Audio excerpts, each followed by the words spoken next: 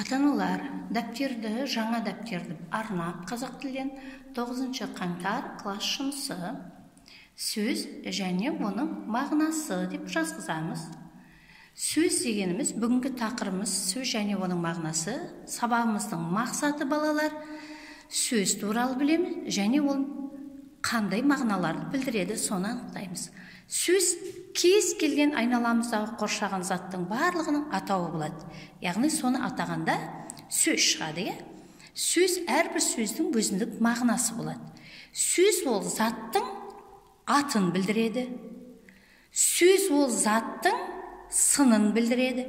Яғни сапасын, көлемін, пішінін, түрін, түсін білдіреді. Заттың санын білдіреді, нешеу екен, қанша екен, және қимылын білдіреді. Сонда сөз заттың мына 4 бағамын білдіреді екен. Атын ұмытпаймыз, заттың сынын, заттың санын және заттың қимылын. Енді сөз заттың атын білдіретін болса, сол атын білдіретін сөзге кім, не, кімдер, нелер деген сұрақтар қоямыз. Мысалға құс, ол зат. Ол заттың аты құс. Яғни жаңағы біздің сөзіміз заттың атауын құс деп білдіріп тұр. Оның сұрағы не? Ендеше жан, жануар, өсімдік, өлі табиғат, тірі табиғаттың көбіне барлығына не деген сұрақ қоямыз да, ал адамдарға және адамның қызметтеріне оны кім деген сұрақпен бағалаймыз. Заттың атын білдіретін сөздерге кім, не, егерде көпше түрде айтылып тұрса, кімдер, нелер деген сұрақ қоямыз. Заттың сынын, яғни түрін, түсін, көлемін, пішінін, үлкен, қандай, қызыл, қандай, әдемі, қандай, көркем, қандай, дөңгелек, қандай, биік, аласа, қалың, жұқа, үлкен, кіші, осының барлығына қандай, қай, анау, мұнау, сонау деп болса, қай деген анау тұрған айгүлдің үйі, қай үй, анау деген сөз. Яғни заттың сынын білдіретін сөзге қандай және қай деген сұрақ қойылады. Енді заттың санын білдіреді. Сан дегесін өзі айтып тұр, яғни санмен, цифрмен белгіленеді. Қанша, неше, нешінші. Айгүл 5 класста оқиды. Нешінші? 5. Мен бүгін 5 алдым. Неше алдым? 5 алдым. Далада 10 бала ойнап жүр. Қанша бала ойнап жүр? 10 бала ойнап жүр. Бұл сөз заттың санын білдіріп тұр. Енді қимыл. Не істеді? Қайтты. Айгүл ойып ойды. Не істеді? Ойды. Жазды. Күлді, жүгірді, ұшты, қайтты, қартылдады, қайтты деген сияқты. Сонда заттың аты, заттың сыны болады екен, заттың саны болады екен, заттың қимылы болады екен.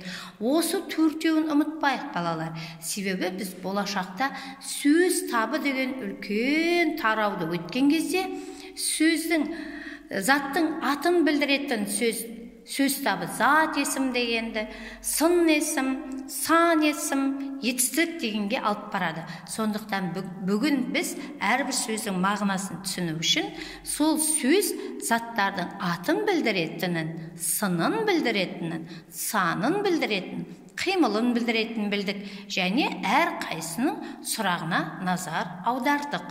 Сіздер дәптерлеріңізге сөз және оның мағынасы деп сөздің мына сызбаны түсірулеріңізге болады.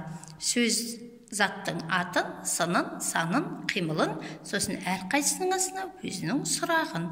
Енді оқулықты аша отырып біздер сөз және оның мағынасы деген бүгінгі мақсатқа сай бірінші жаттығуды оқимыз. Осылардың ішінде қандай сөзді түсінбедік, сол сөздерге назар аударамыз. Және мәтіннің мазмұны бойынша мында 2 сұрақ қойылған. Адамдар шаңғыны не үшін ойлап тапты? Алғашында шаңғы қандай болды? Енді сіздерге тапсырма. 3-ші және 4-ші, яғни 2 сұрақ өздерің ойлап құрастырып жазасыңдар. Мына мәтінге байланысты. Сұрақ ойлайтын сұрақтарыңыз мына мәтінге байланысты болу керек. Сонда сіздер бірінші жаттығу дейсіздер, мәтінді оқисыздар, мәтінменен жұмыстанасыздар, мазмұнын түсінбеген сөзден сұрақ сұраңыздар, және 3 және 4 деген 2 сұрақ құрап жазасыздар. Оты мәтінге байланысты. Сосын мына тапсырманы орындайық. Жаңа мен сіздерге айттым, сөздің мағынасы заттың аты, сыны, саны, қимылын білдіретін. Енді мына берілген сөздер осы кестенің қайсысына жазылады? Соған назар салыңыздар. Шаңғы. Не? Шаңғы. Заттың атын білдіреді екен. Қар. Не? Заттың атын білдіреді екен. Сырғанады. Не істеді? Заттың қимылын білдіреді екен. Қос. Мен сіздерге түсіндірдім өткенде, қос қыз келе жатыр. Қос, екі, жұп дегендер қандай мағынаны білдіреді? Яғни сандық мағынаны білдіріп тұрге, ендеше неше деген кейбір балалар болады, қос дегенді жазады, яғни екіні екіге қос деп. Мына жерде шатастырмайсыздар. Егерде қос дегенді заттың санына жазсаңыздар да, қос дегенді заттың қимылына жазсаңыздар да, бірақ өздеріңіз соны дәлелдеп жеткізіп білсеңіздер. Міне 2 және қос деген бар.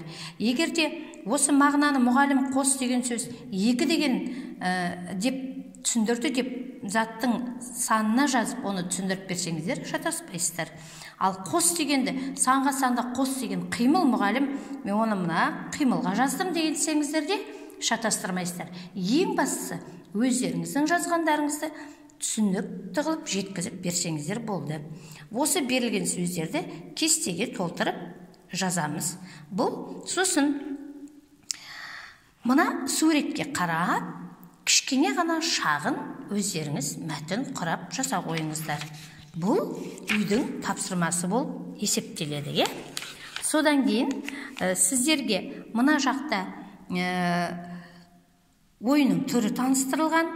Ол қандай ойын екен, мән беріп қарап алыңыздар. Ал мына сурет бойынша әңгіме құрастырып, бұны ауызшада жасауға болады. Егерде жоқ, мен уақытым келеді, жазбаша жазсам десеңіздер, 3-ші жаттығуды да, 2-ші жаттығуда шағын ғана мәтінді жазба жұмысы қылып ұйымдастыруға болады.